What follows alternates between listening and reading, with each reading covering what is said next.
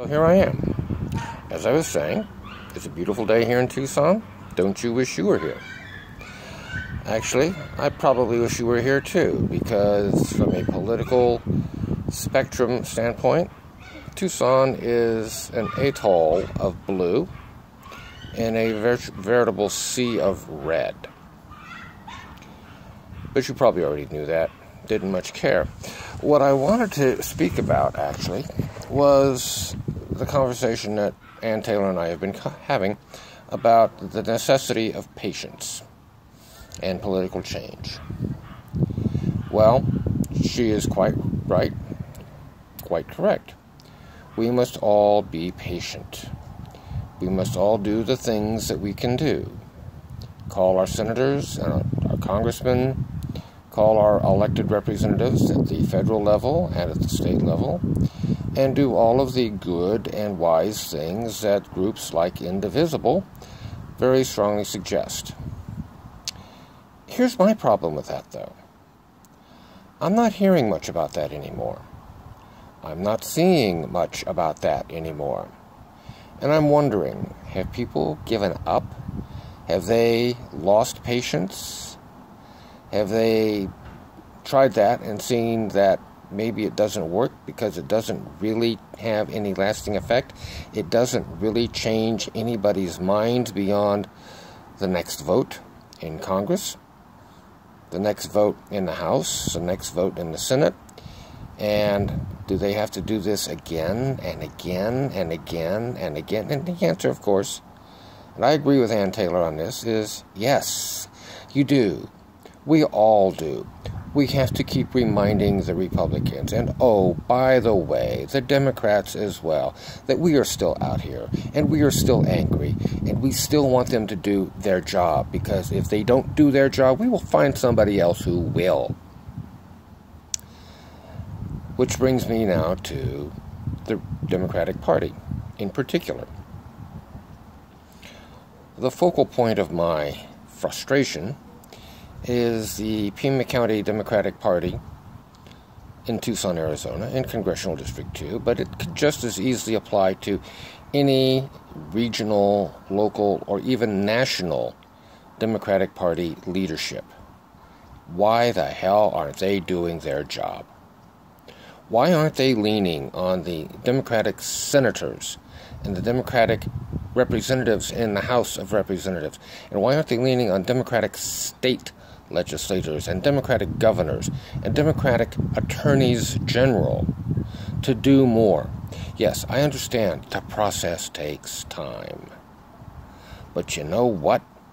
If you're just sitting there with your finger up your nose or some other orifice, trying to figure out what to do, well, while you're picking your orifice, Donald Trump and his people are kicking our ass. And what the hell is your excuse for not moving faster? Now, to be sure, there are some state attorneys general, California, Hawaii, New York, who are doing as much as they can, and I congratulate them and I applaud them. But where the hell are the rest of the attorneys general? And for that matter, why isn't the Democratic Party, why aren't the Democratic contributors to political action committees doing more to publicize the fact that what Donald Trump and the Republican Party wants to do is not only going to hurt Democrats, it's going to stick it to the people who voted for Donald Trump too. We all know that. But evidently, the people who support Donald Trump don't know that. Or they don't care. What I want to see by the Democratic Party is more political action activity, more public service announcements. I know, they don't have a whole lot of money right now. But then again, what about Tom Strayer? He's the financier behind the impeach Donald Trump petitions. Well, that's fine, Mr. Strayer, but why aren't you financing public service announcements? What are you doing to finance or contribute to Democratic candidates? That's where the money's going to be most effective. You pick a candidate, or two, or three, in key races, and you talk to your associates and say, look, you know what? I'm donating $1 million to this candidate's campaign. What can you do to help out? I'm not seeing any of that. Certainly not in Congressional District 2, where Martha McSally has decided she's probably going to run for Jeff Flake's Senate seat rather than run for re-election in Congressional District 2. I have mixed feelings about that. I mean, on the one hand, hallelujah. She won't be representing Congressional District 2, in all likelihood, unless the leadership of the Pima County Democratic Party falls on its face again. But that's just my local race, my local issue. Nonetheless, one thing that I wanted to make clear, and I've kind of gone astray, so I'm going to come back to the point that I had in mind when I started this, is whether you're Republican or Democrat, you don't get to pick the people you vote for.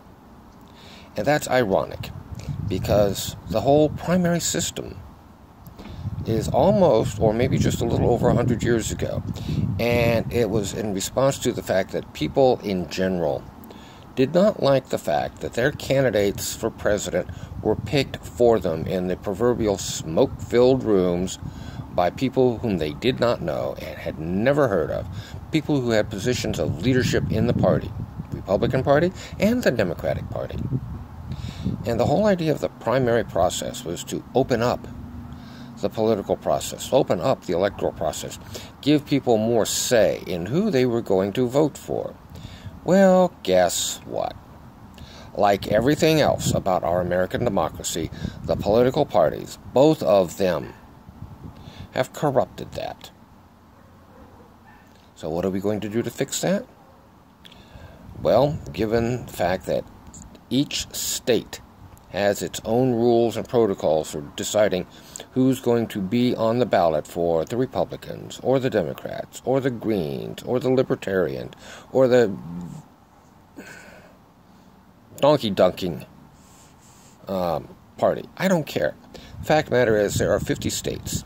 And there are 50 state procedures and 50 state traditions with regard to picking the parties, picking the candidates that are going to appear on each party's ballot in both the primaries as well as the general election.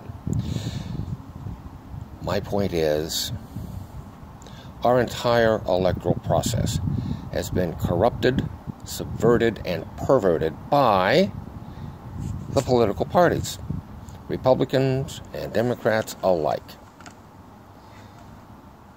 Bernie Sanders is a classic example of this. Bernie Sanders is a good man. He's got many good ideas. I don't think he stood a snowflake's chance in Yuma of getting the Democratic nomination, but that's because he's not a long-term Democrat. But anyway, Bernie Sanders is an example of what happened, of what went wrong with the primary system. I'm just saying. So, as I told my friend Ann Taylor, patience is inevitable. We have no choice. We must be patient, and we must be persistent. But as I also told her, patience is a scarce characteristic in my soul these days.